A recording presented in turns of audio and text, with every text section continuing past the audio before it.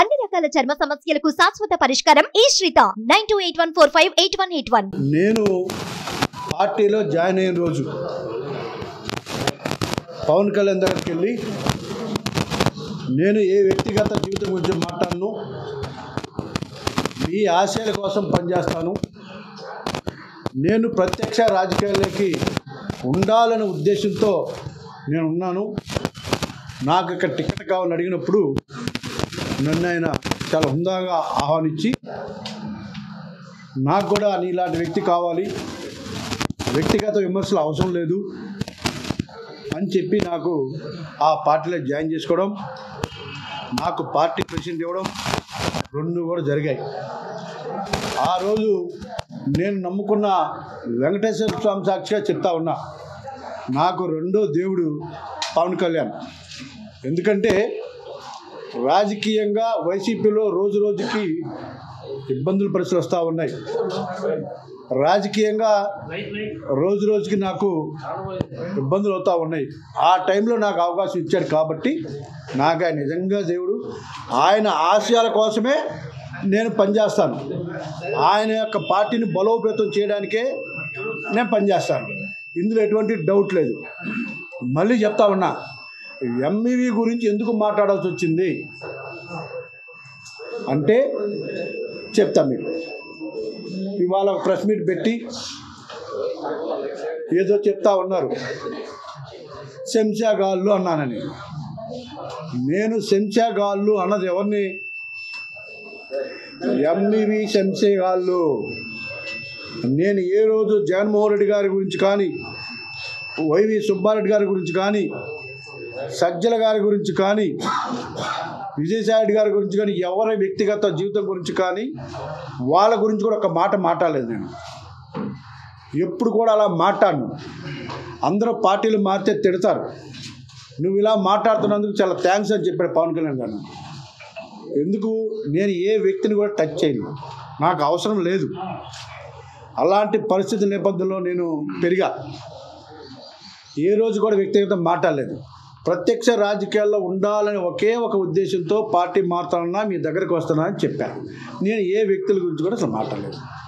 అయితే ఇవాళ నిన్న నేను ఎందుకు మాట్లాడాల్సి వచ్చిందంటే, తను నా వ్యక్తిగతంగా నాకు దగ్గర బంధువుల దగ్గర, నా మిత్రుల దగ్గర మాట్లాడుతూ ఉన్నాడు. నేను మాట్లాడింది ఎంఈబీ గురించే, ఆ పార్టీ కానీ ఆ పార్టీ నాయకుల గురించి మాట్లాడలేదు.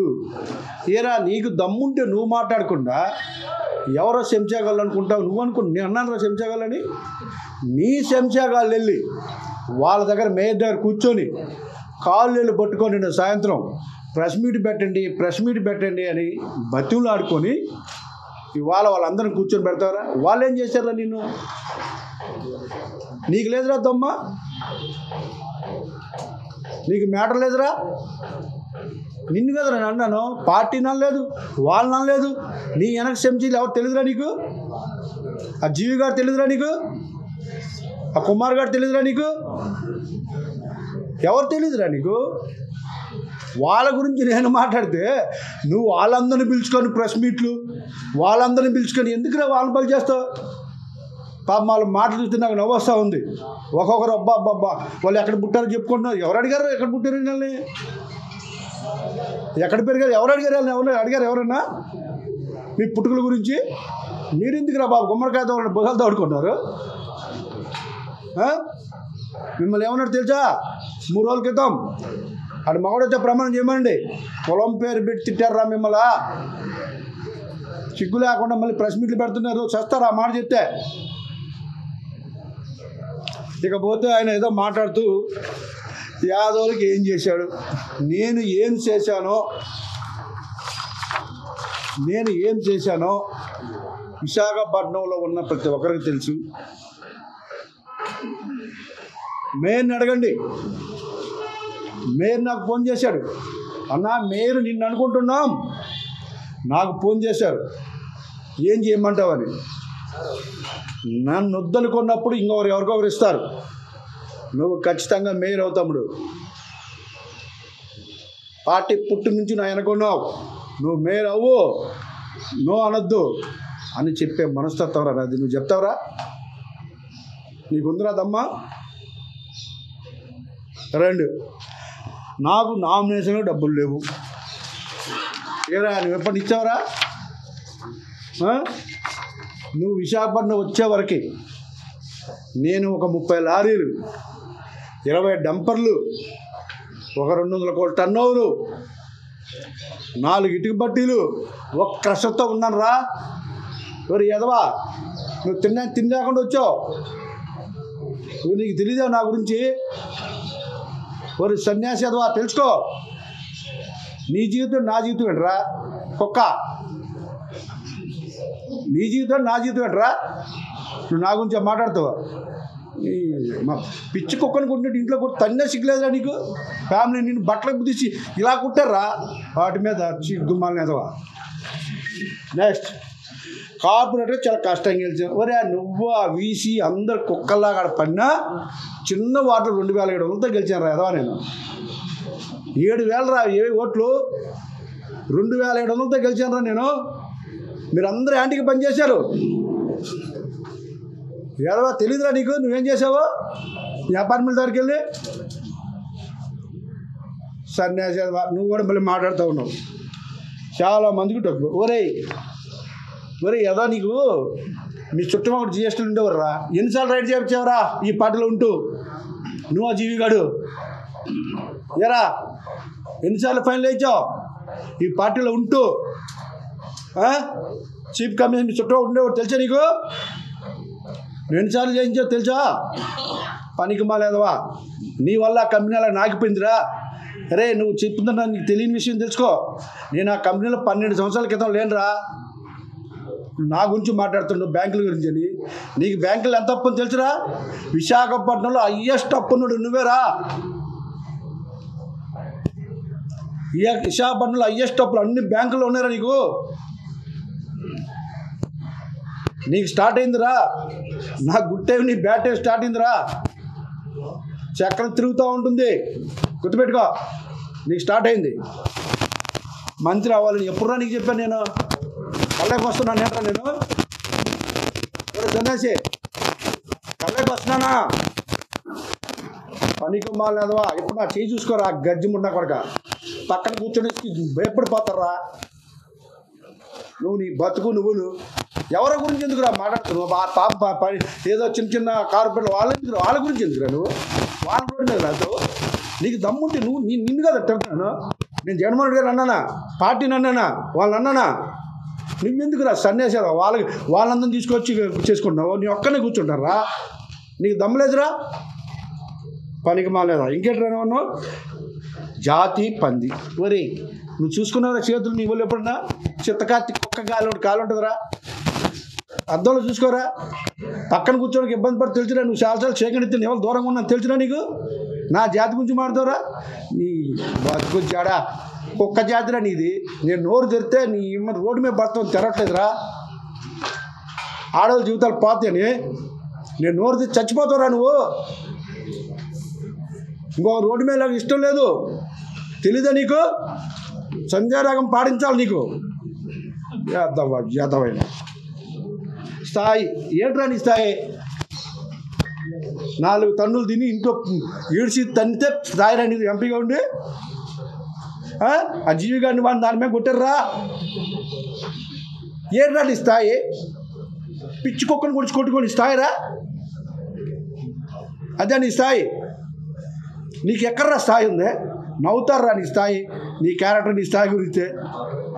పిల్లడికి పెళ్లి చేసుకోలేకపోయారా నీ బతుకు జాడా ఇక్కడ? నీ స్థాయి ఎందుకురా? మేమన్నా ఒక్కరోజు ఎవరి గురించి మాట్లాడేవరా? నైట్ తెంగి తాగడము, నోటి గురించి మాట్లాడము. ఎవడు ఒప్పుకుంటారా నువ్వు మాట్లాడితే? ఎవరికి అసైన్మెంట్లు పెడతావురా నువ్వు?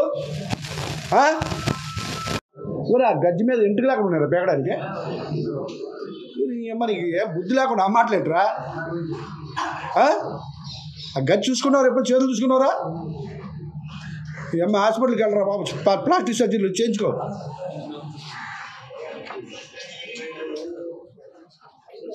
ఒక 2 రోజుల క్రితం కూడా నీకు ఇంత సిగ్గులేదు నీకు? నీ వెనక్కున్న కార్పొరేట్లు ఇవాళ ప్రెస్ మీట్ వాళ్ళ గురించి ఏం మాట్లాడేవరా?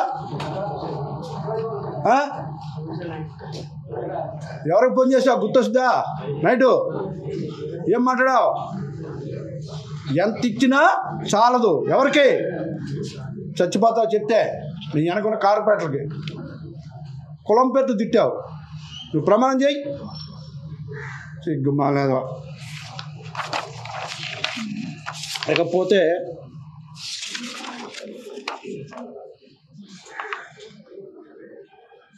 ఈడేదో చెప్తున్నాడు, నాకేదో అపాయింట్మెంట్ అండి. ఎవరికైనా అపాయింట్మెంట్?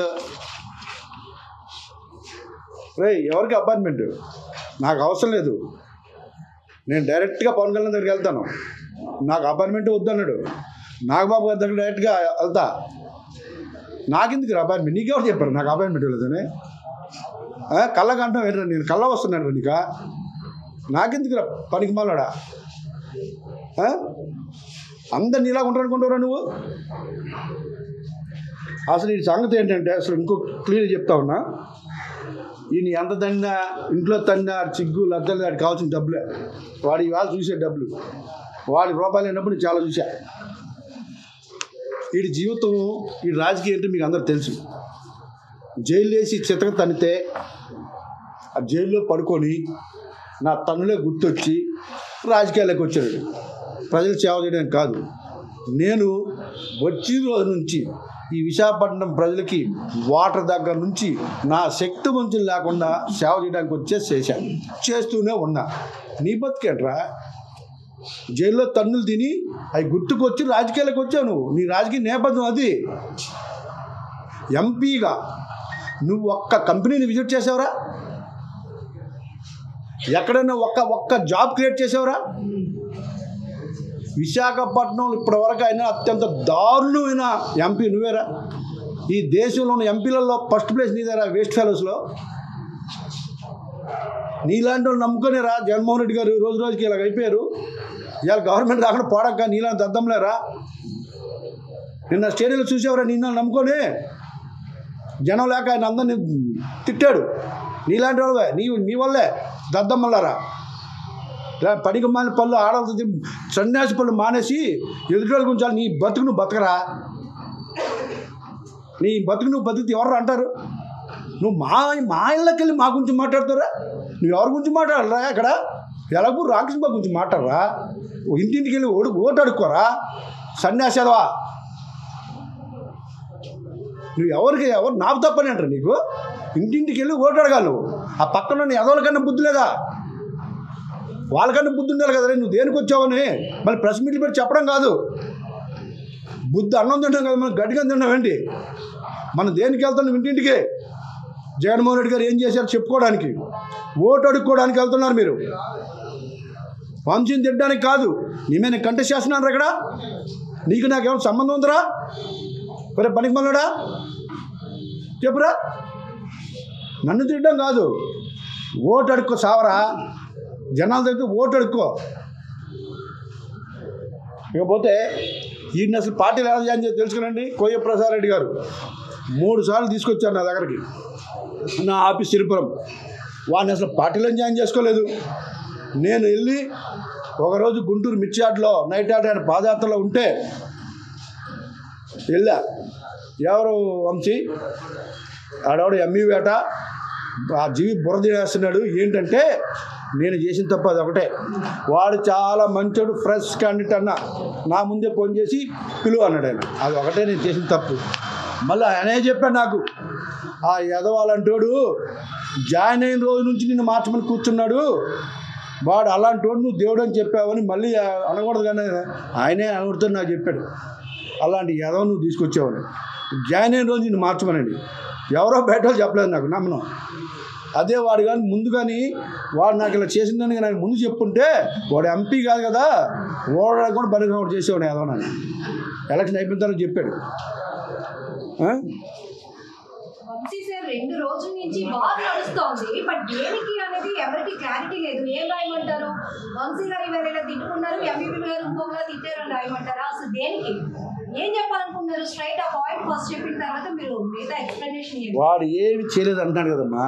ఇప్పుడు దాకా నీకు చెప్పాను, నా గురించి వ్యక్తిగతంగా బయట మాట్లాడుతున్నాడు. నాకు మేయర్ రానప్పుడు నేను ఆ సోదరుడికి వచ్చిందని చెప్పేసి పండుగ చేసుకొని నేను మేయర్కి చెప్తే నాకు రాలేదని చెప్పేసి ఆయనకు ఫోన్ చేశాడు వీడు. నేనే చేపించాను మేయర్ నీకు అని చేసి ఢిల్లీలో పార్టీ ఇచ్చాడు వీడు. అది విశాఖపట్నం ప్రజలకు అందరూ తెలుసు. ఢిల్లీలో పార్టీ ఇచ్చాడు వీడు. ఇంకో విషయం చెప్తా ఉన్నా, ఈయన స్వయంగా ఒప్పుకున్నాడు. నీ గురించి తెలియక జగన్ గారి దగ్గర చాలా బ్యాడ్గా చెప్పేశాను.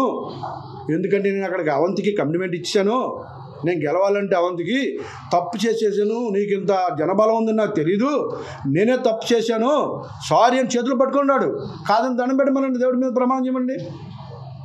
నేను తప్పు చేసేసాను, నీకు 19లో సీట్ రాకుండా నేనే అడ్డుకున్నాను, నాదే తప్పు, మళ్ళీ బతిలాడాను, ఆయన వెళ్ళలేదు, నా తప్పు జరిగిపోయింది. ఏంటి నువ్వు నా జీవితాన్ని మార్చేసి తప్పు జరిగిపోయింది, సింపుల్గా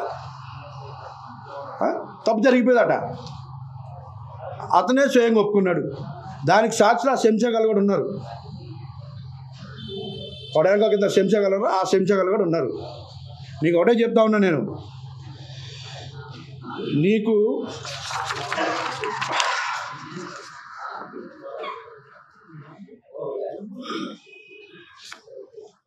నాకు ఈ చూడడం కూడా ఇష్టం లేదు. నా గురించి జగన్ గారి దగ్గర అత్యంత దారుణంగా చెప్పాడు.